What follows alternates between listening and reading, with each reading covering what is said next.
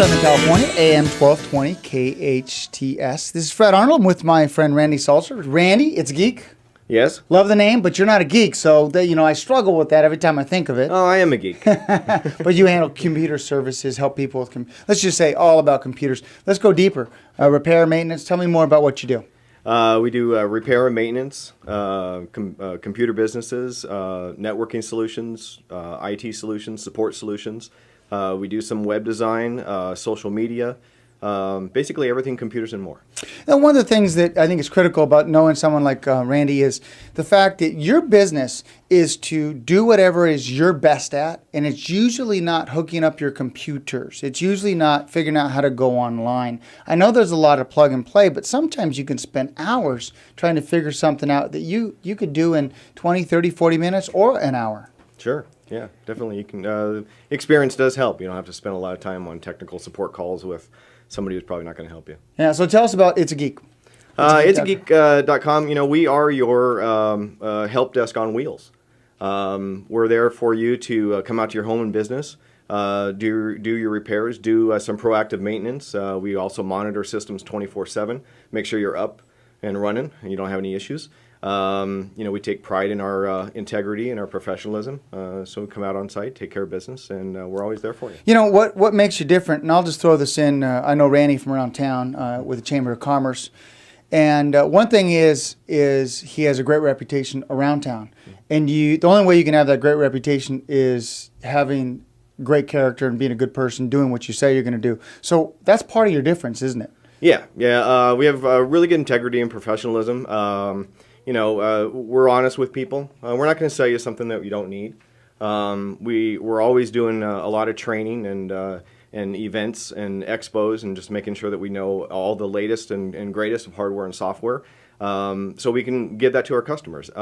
Not always are you going to have the latest and greatest is going to be good for business. Not all the bells and whistles are really going to be good for a business environment. It may be great for home, but. Well, I also want to talk about that because there's a lot of things our computers do that we don't necessarily need them to do. So sometimes there's so much horsepower in our computer, and because we have so much horsepower in our computer, it slows us down a little bit. Yeah. So it's really important to evaluate that. Let's talk about the cloud, and let's talk about storing data, backing up data, security. That's a big thing right now, especially for institutions that keep Social Security numbers, account numbers, even if you're taking a credit card from a customer. Let's talk about security, how you store data, and that subject matter, if you will. Yeah, the cloud has been around a long time. We've been doing cloud networking or cloud computing. What is cloud computing for those that might not know? Cloud is, just like, for an example, Gmail or Hotmail or MSN. All those email programs are cloud. We've been doing, or people have been doing the cloud for a long time with emails. It has only been recently where the cloud has jumped into doing data backup, where we're backing up everything in the cloud. Now, if you want to move the cloud a little bit closer to business, everybody's putting documents on the cloud. So then you have to figure out, is your workforce going to be a mobile workforce where you're running back and forth actually using documents, or is it something going to be centralized, in an office? So you get a lot of cloud computing options, GoDaddy, Amazon, Google, they offer a lot of cloud computing. Apple? Options. Yeah, Apple. That was their big. That was their big subject. So really, cloud is just the way I see it is storing data somewhere other than your local computer, so you can get it wherever you're at, whenever you need it. Exactly. And it started first with email. I mean, your email was stored. It wasn't stored in house. It was stored somewhere else. Right. And now we're talking about taking data. Security, which is important. Mm-hmm. Let's go to that because you do have to have very good security. You're going to get in trouble or fined a lot of money from the federal government. Plus, it's your client's information. Yeah, and I've had a little bit, or I've had a lot of experience with PCI compliancy with credit cards.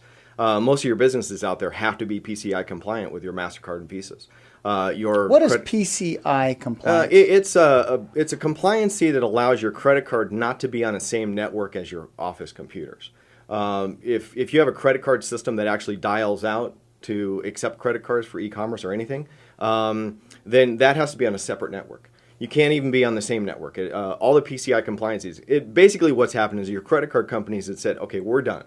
We're done taking responsibility for theft of all your credit card stuff. Now it has gone to the vendor to be able to have them say, okay, so these are guidelines that you have to put out to your establishment. So you say you have a business and the business is accepting credit cards. You have to keep that credit card machine secure from the web. So it has to be on a separate subnet, has to be on a separate internet, and there's different devices that actually do that. Yeah, so the idea, though, in the one thing I wanted to emphasize, I get that right? Emphasize was the fact that you need to pay attention to this stuff because it's very important. And you're talking about the security and the lives of your customers because of the important data that you do have of customers. Exactly. Let's talk about viruses. That's a big thing that happens. I get emails all the time. I got one from my wife this morning. There was no message to it. It was just a link. Right. Well, I think that's something negative because my wife wouldn't just send me a link. Exactly. She would say, Fred, check this out for our vacation or something like that, right? Mm-hmm. She wouldn't just send me a link. So tell me about how you detect bad emails, viruses that come in. And they normally come through email, correct? Normally they come through email. Lately, since Microsoft has kind of stepped up the playing field and kind of made their operating systems pretty secure, viruses are now coming in through a Java program that's on your computer, so you constantly get Java wanting to update. Flash, Adobe Flash, viruses are coming in through Flash. Any Office program could have a macro that could come in, that could bring that in. Of course, email, other thing too. So, all those things come into play when you're talking about viruses. When you get an email with someone, security-wise, if you don't know they weren't sending it to, it's a link that you don't understand, don't open it. Just delete it. Yeah. If it looks unusual, another thing I'm seeing a lot recently is your FedEx order. Mm-hmm. And I don't see anything in reference to anything I ordered. So a lot of times we forward that to our office manager who makes sure she tracks everything FedEx or UPS or because they try to make it look like something else that really it's trying to take you somewhere else or it could be a virus. Right. Yeah, most of those plans are called phishing. They're bringing something in. You get something from Wells Fargo. It says, we're sorry, we have to update your information. Please log into this link, and that link happens to be not Wells Fargo. Yeah. Actually, what they can do is they do an overlay on their website that looks like Wells Fargo. You have to really look at the address on top. Make sure it is Wells Fargo. If you're ever surfing the web at anywhere at Starbucks, make sure that you use a secure link like HTTPS. Okay, very good. Good advice. You're a wealth of information. We can go on for hours and hours and hours, but those that want to reach out to you, I know they can reach you at most of the chamber events. Exactly. But those that want to reach you, how can they reach you? You can also reach me on my website. You got scvchamber.com. You can go there and check me out. www.itsageek.com. Itsageek.com. Itsageek.com. Very good. And then, of course, the telephone number 661-513-3529. 513 3529. Well, Randy, I'm so excited to have you on the show. I think a lot of you, as the chairman of the Santa Cruz Valley Chamber of Commerce, this gentleman does a lot, gives a lot, is very part of the community, and your business also is doing well because of it. Appreciate it. Thanks so much. Thank you. Ladies and gentlemen, Randy Salzer from It's a Geek, and you've been listening to and watching online the Santa Cruz Valley Chamber of Commerce Business Spotlight on AM 1220 KHTS.